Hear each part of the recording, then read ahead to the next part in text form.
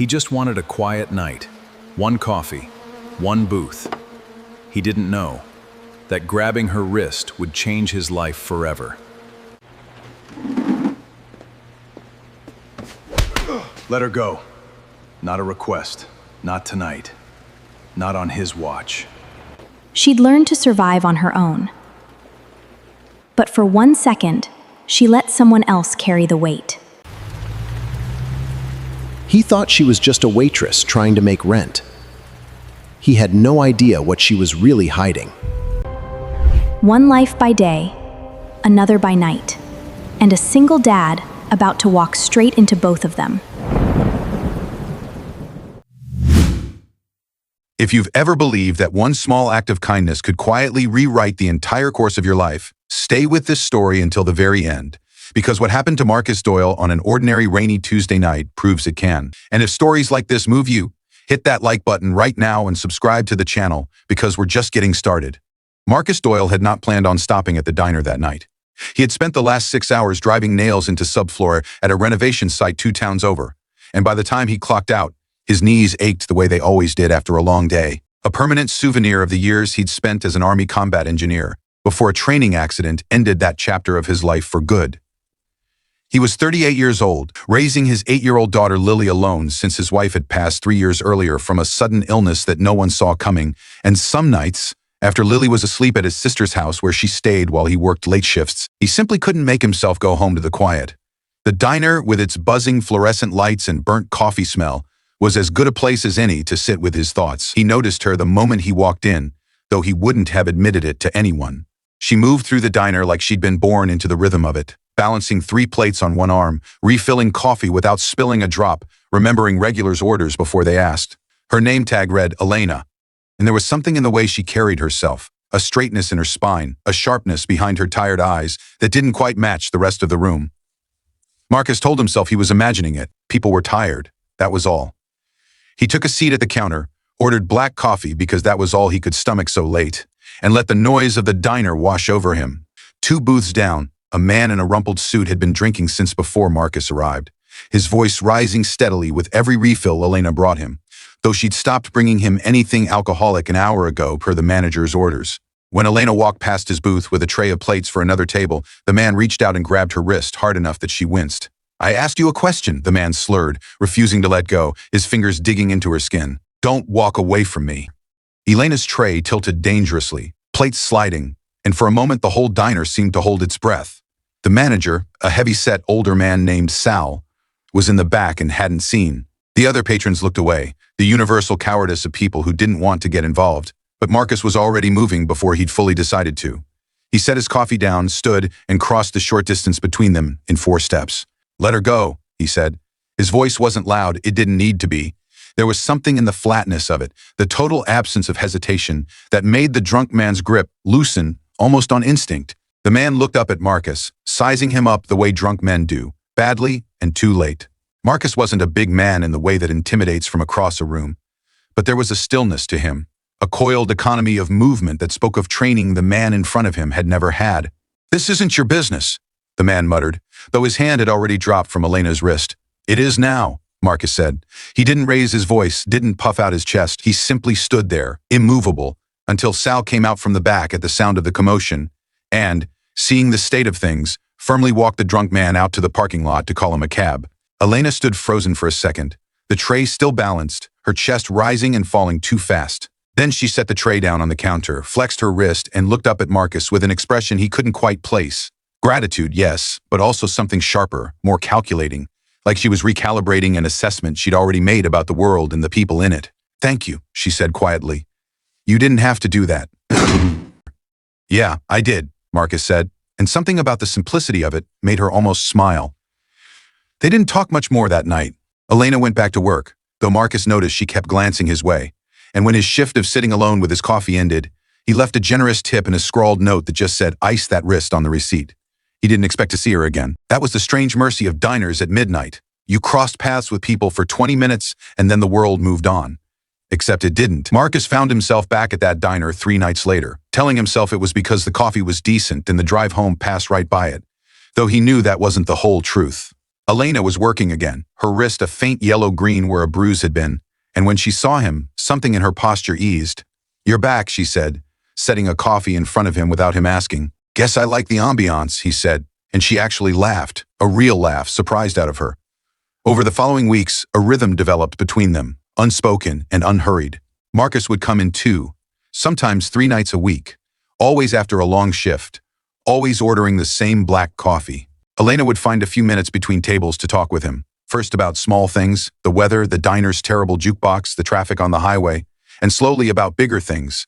He told her about Lily, about how she'd inherited her mother's stubbornness and her father's terrible sense of direction, about how some nights he sat in his truck outside his sister's house for 10 minutes before going in, because he wasn't sure he had the energy left to be the father Lily needed. Elena listened in a way that felt different from the way most people listened, fully present, asking questions that showed she'd actually absorbed what he said. What Elena didn't tell him, what she couldn't tell him, was the truth about who she actually was. Elena Ward was, in fact, the chief executive officer of Ward Hospitality Group, a company her late father had built from a single motel into a chain of 40 boutique hotels across the country. 6 months earlier, the board had begun making noises about a merger that Elena suspected would gut the company's culture and quietly eliminate hundreds of frontline jobs, all while the executives pushing it insisted they were simply modernizing operations. Elena had grown suspicious that the district managers reporting rosy numbers up the chain were hiding a much uglier reality on the ground. Reports of understaffing, wage theft, unsafe conditions, and a workforce too afraid to speak up. So she'd done something her therapist would later call characteristically reckless and completely her. She'd taken an unpaid leave of absence, dyed her professional blonde back to her natural auburn, and gotten herself hired as a waitress at 3 different establishments under her mother's maiden name, Ward, determined to see with her own eyes what her company had actually become. The diner where she'd met Marcus wasn't even one of hers. It was simply the place near her rented apartment where she decided to work a shift or 2 a week to maintain her cover story, and, if she was honest with herself, because the ordinary rhythm of the work, the aching feet, the small kindnesses of regulars, the occasional cruelty of strangers, had become strangely grounding after years of boardrooms and quarterly earnings calls. She told herself the black car that idled nearby some nights was simply her driver, under strict instructions to stay unseen, ready in case anything about her double life ever became compromised. She hadn't expected Marcus. She hadn't expected the particular ache of wanting to tell someone the truth, and knowing that the moment she did, everything about their easy, uncomplicated dynamic would change. Marcus, for his part, had begun to notice small inconsistencies he couldn't quite explain away. Elena's hands, careful and quick with a coffee pot, occasionally moved with a precision that seemed almost trained, the way she'd once corrected a new hire's cash register technique with an authority that felt out of place for someone who claimed she'd only been waitressing a few months. Once, when his truck wouldn't start in the diner parking lot, she'd rattled off engine troubleshooting steps that came from someone who understood far more about combustion timing than any waitress had reason to.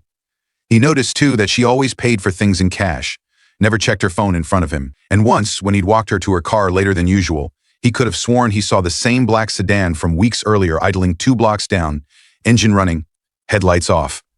He didn't push. He told himself everyone had secrets, that he had no right to hers, especially not this early.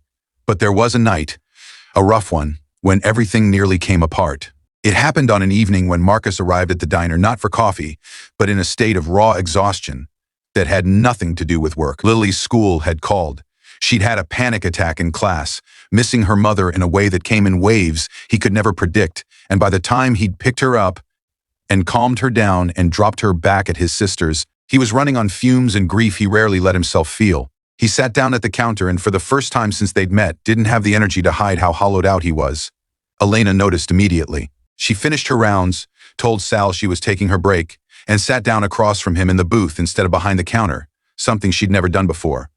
"Talk to me," she said simply. And he did. He told her about the day his wife, Rachel, had collapsed in the kitchen while making pancakes, about the hospital, about the 4 days that followed and the moment the doctor's face told him everything before the words did. He told her about the guilt of building a life without Rachel in it, about how sometimes he looked at Lily and saw her mother's exact expression and had to leave the room.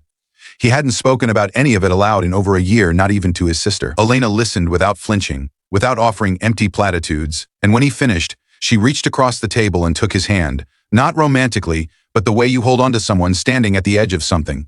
"You're not failing her," Elena said quietly. "The fact that you're still standing up every single day and showing up for Lily, that is the whole job. That's it. That's everything." Something shifted between them that night, a door opening that neither of them had planned for.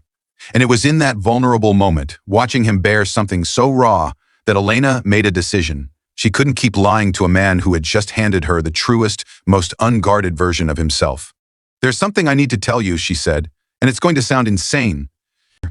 She told him everything. Her real last name, Marchetti, not Ward exactly, but close enough to feel like a betrayal when she'd introduced herself as simply Elena, the company her father had built, the merger threat, the reason she'd gone undercover, the driver waiting 2 blocks away every single night, the same black sedan Marcus had noticed without ever saying anything.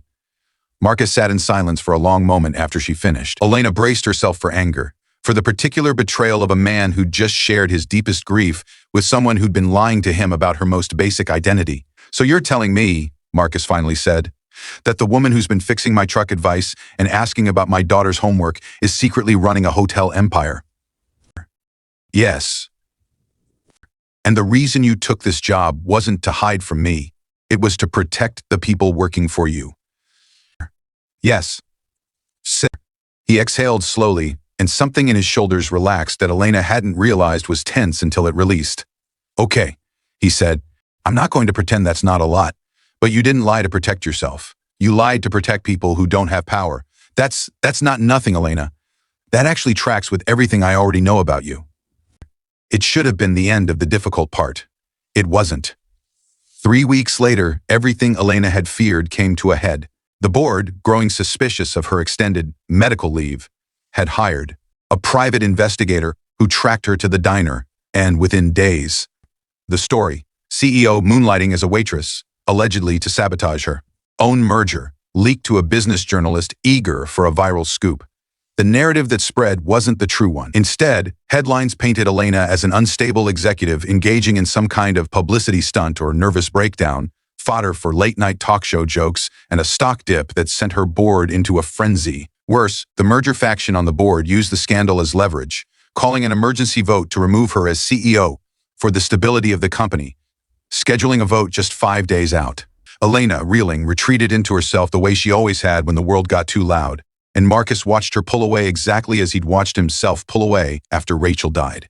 He recognized the pattern because he lived it.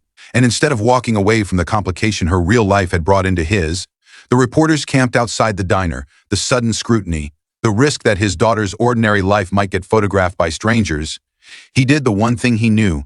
He showed up. He drove to Elena's apartment the night before the board vote and found her sitting on her floor surrounded by printouts of the Undercover CEO news articles, her usual composure entirely gone. "You don't have to fight this alone," he told her. "You've spent months proving what kind of person you actually are. Not to the board, to real people, waitresses and dishwashers and delivery drivers who had no idea who you were and told you the truth anyway. That's your evidence. Not some polished statement. The truth of what you actually did." That conversation became the spark for what Elena did next. Instead of hiding from the story, she went to it directly. She called the same journalist who'd broken the leak and offered something no press release could. The real story, on record, with her own name.